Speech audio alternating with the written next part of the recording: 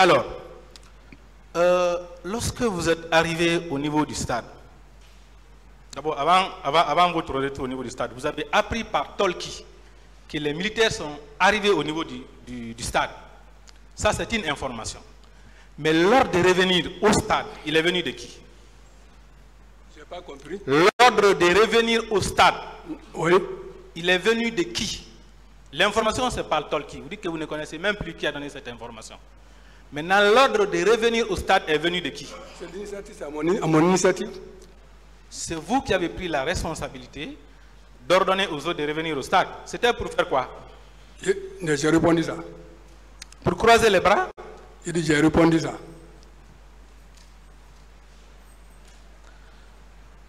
Est-ce que vous pouvez revenir au stade? Parce que les bérets ici sont introduits, il y a des massacres, et rester au dehors sans rentrer. Si je ne venais pas, ce que j'ai fait là-bas comme secours, je n'allais pas le faire. Mais les éléments du dossier, rien n'indique le secours que vous auriez donné ou accordé ces jours-là à un manifestant. Rien n'indique, même votre audition devant les juges d'instruction, c'est ce matin-là que subitement nous entendons que vous auriez secouru les manifestants. Il faut bien lire ma déposition, là où il y a eu bousculade, où j'ai tiré les plus faibles par rapport aux plus forts. C'est pour ça. Les gendarmes du colonel Moussa Tiegro qui sont rentrés à l'intérieur du stade, c'était qui? L'équipe des gendarmes de l'antidrogue qui sont entrés dans le stade. Je ne connais que mon cas. Composé de qui et de qui? Je ne connais que mon cas. S'il y a des gendarmes de l'antidrogue qui étaient dans l'enceinte, je n'étais pas là-bas. Moi, je ne connais que mon cas. J'étais là à ma position. Là aussi, je vais faire lecture avec la permission du tribunal d'un bref passage du rapport de la Commission internationale d'enquête à la page 16.62. Une fois à l'intérieur du stade, les bérets rouges ont tiré en rafale sur la foule. Les manifestants qui cherchaient à fuir ont été tués par des bérets rouges. Des gendarmes et des gendarmes de Tiegro en position dans l'enceinte. D'autres ont été poignardés ou bastonnés. Vous reconnaissez être revenu au stade. Oui. Et le rapport indique que les gendarmes du même service que vous sont entrés dans le stade et étaient en position. Et que ces gendarmes et les bérets rouges ont ouvert le feu pendant que les policiers de la CMS tiraient le gaz. Et vous dites que vous reconnaissez que c'était la seule équipe. S'il y a des gendarmes qui s'est avéré que des gendarmes ont poignardé des gens là-bas, vraiment je n'étais pas là où ces gendarmes-là se trouvaient. Là où moi j'étais, aucune arme, ni couteau, ni rien du tout. D'accord. Alors, est-ce que vous avez vu au moins au dehors le dispositif de ces militaires? Les véhicules qu'ils ont laissés à la porte avant d'entrer à l'intérieur du stade. Vous avez vu ces véhicules? Véhicules de qui? Des militaires. Non, je n'ai trouvé aucun véhicule là-bas. C'est le monde, c'était envoyé par le monde. Les véhicules ne pouvaient pas rester là-bas parce qu'ils vont caillasser. Et les cars? Je n'ai vu aucun car. Incroyable. Alors, je voudrais aussi savoir, le retour, comment ça s'est passé? Du stade, quand vous avez quitté le stade, vous êtes allé où? Je suis rentré au camp. Votre équipe était au complet? Pas du tout. Moi-même, je ne sais même pas comment je suis arrivé au camp parce que j'ai marché à pied. Mon véhicule même n'était pas là-bas, tellement que c'était la débandade. Ça, je ne vous comprends pas. Vous étiez le chef de bord, vous êtes revenu au stade, vous n'êtes pas entré à l'intérieur du stade. Comment le véhicule peut vous laisser? Moi, j'ai perdu mon véhicule depuis la deuxième fois qu'on nous a replié. Je suis parti à pied au niveau de Donka et revenu encore. Aucun véhicule n'était à côté maintenant. Donc les chauffeurs étaient dans les quartiers, personne n'était à côté. D'accord. Vous avez dit quand même que vous avez vu votre chef, le colonel Moussa Tegro Camara, au niveau du stade. Oui. Vous l'avez vu, il avait besoin de porter assistance, d'apporter secours aux manifestants. Oui. Vous-même vous dites avoir vu l'un de ces gardes-corps transporter le président Selou Dalein Diallo. Vous l'avez dit. Oui. Pourquoi vous ne vous êtes pas joint à cette équipe-là pour faire comme eux, comme ces éléments-là? Et ils ont fait d'autres choses. Pendant qu'ils passaient, moi aussi, j'étais à un endroit où je ne pouvais pas quitter.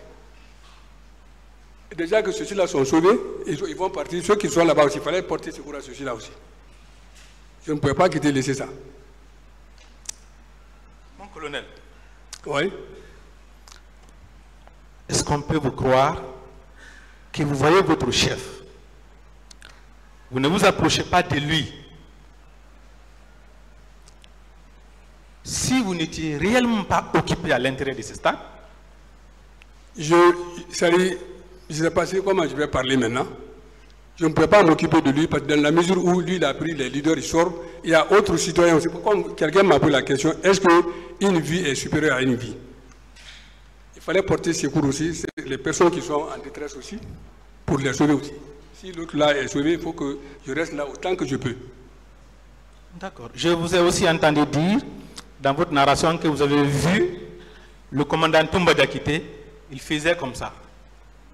Il poussait la foule. Vous l'avez dit ici. J'ai dit, comme tout le monde l'a vu, il avait un sac. Son sac là, dès qu'il y a la masse, c'est ce sac là qui tient. Dès qu'il tient ça, les gens vont partir. Non, les gens qu'il poussait là, c'était pour aller vers où? C'était pour... Maître, j'ai répondu. Non.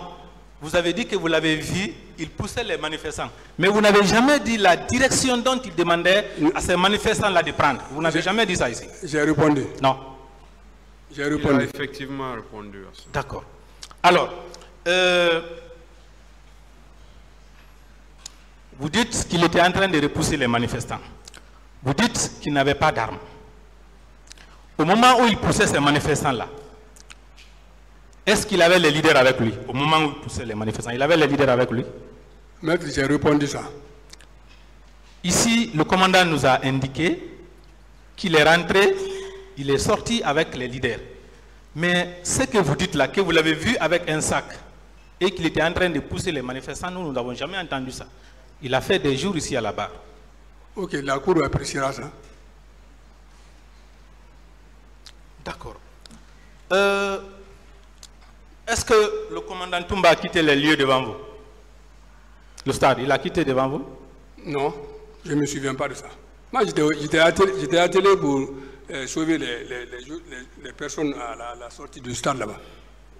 Et le colonel Moussa Tegro Camara? J'ai répondu ça.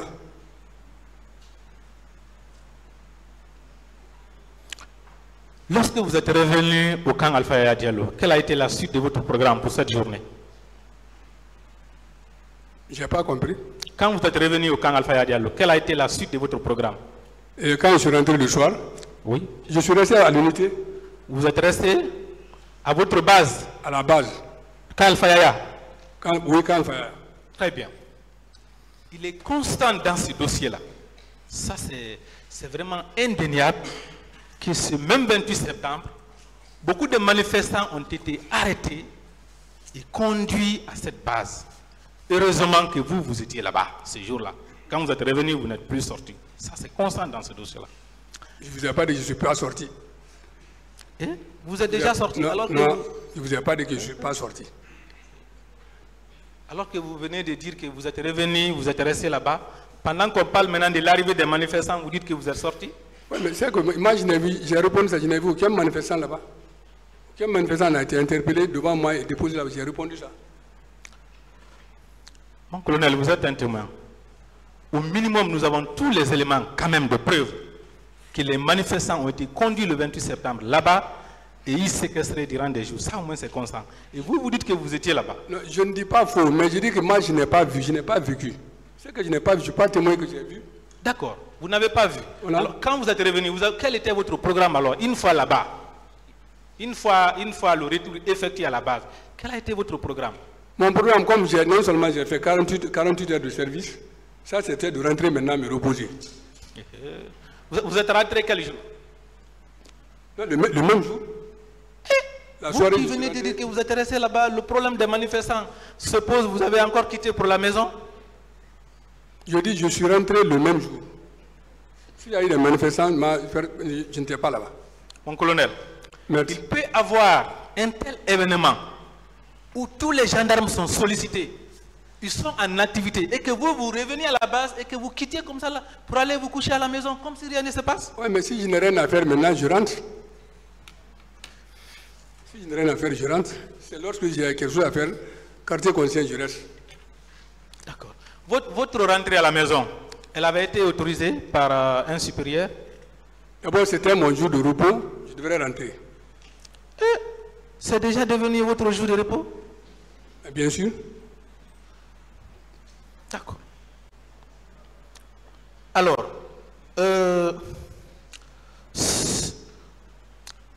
à part ces jours, vous êtes un service qui a l'habitude d'effectuer les patrouilles. Vous avez quand même continué les patrouilles. Qu'est-ce que vous pouvez nous dire au sujet des informations que vous avez reçues durant vos patrouilles concernant les fosses communes? Maître, j'ai répondu ça. Je n'ai aucune connaissance en ce qui concerne ça. Aucune information. D'accord. Vous avez parlé des chambres, je ne sais quoi, chambres de sûreté à votre base. Qui dirigeait ces chambres de sûreté-là? Qui les dirigeait? C'est le service. Non, le service, mais quand même le service c'est vague, c'est pas une personne physique. Quelles sont les personnes physiques ou quelle était l'autorité chargée de diriger ces chambres de sûreté? C'est le chargé de la police judiciaire. C'était qui? C'était le colonel Farimba. Très bien. C'est lui qui dirigeait ces chambres-là. C'était 3, 4, 5? Je ne connais pas le nom. Heureusement qu'il a cité aussi comme témoin. Oui, les chambres de sûreté. Parce que vous avez dit qu'il y avait. Vous avez bien dit les.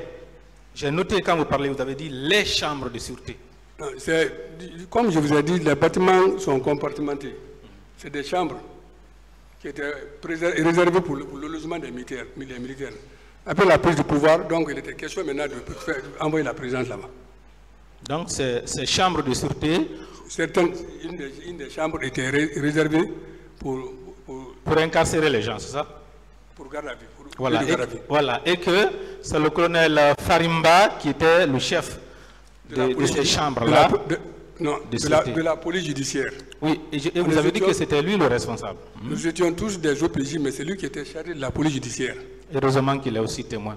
D'accord. Est-ce que vous avez vu les parents qui venaient chercher vous avez vu les hommes, les gens, les femmes qui venaient chercher leurs parents à votre base après le 28 septembre? Je n'ai vu aucune personne. Vous n'avez pas aussi appris que les gens venaient là-bas? Non. D'accord. Personne ne me l'a dit. Comme vous êtes revenu au camp, et les tirs, est-ce que vous avez au moins entendu les tirs sur la route de Prince? Les tirs à mon retour? Oui. Non.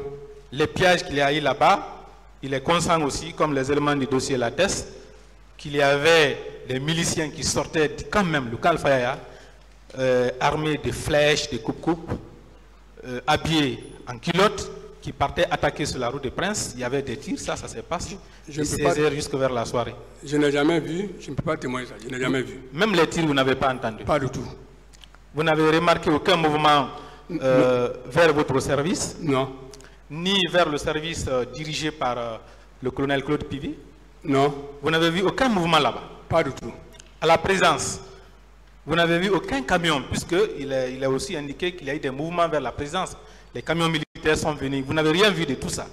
D'abord, je ne peux pas voir, parce que le moment où, le 28 septembre, le bâtiment de l'antidrogue était au côté de Djimbaya. La présence était de l'autre côté de Koza. Donc, tout ce qui se passait là-bas, franchement, je ne peux pas témoigner. D'accord. On n'était plus maintenant à la présence, le bâtiment était maintenant vers Djimbaya. Je vais terminer tout à l'heure. Mais est-ce que vous vous êtes rencontré avec votre chef après le stade, le même jour? Le colonel Moussa Tegol Kamara, vous l'avez rencontré? Non. Depuis qu'il a envoyé les gens là, les leaders là à l'hôpital, on ne s'est plus vu. D'accord. Est-ce que vous avez alerté au moins un chef supérieur, quand vous avez remarqué le drame, les crimes qui étaient en train d'être commis au stade, vous avez alerté un secours, un chef supérieur? Alerté? Comment? Alerté, informé. Vous avez informé qui? Ce n'est pas de mes prérogatives.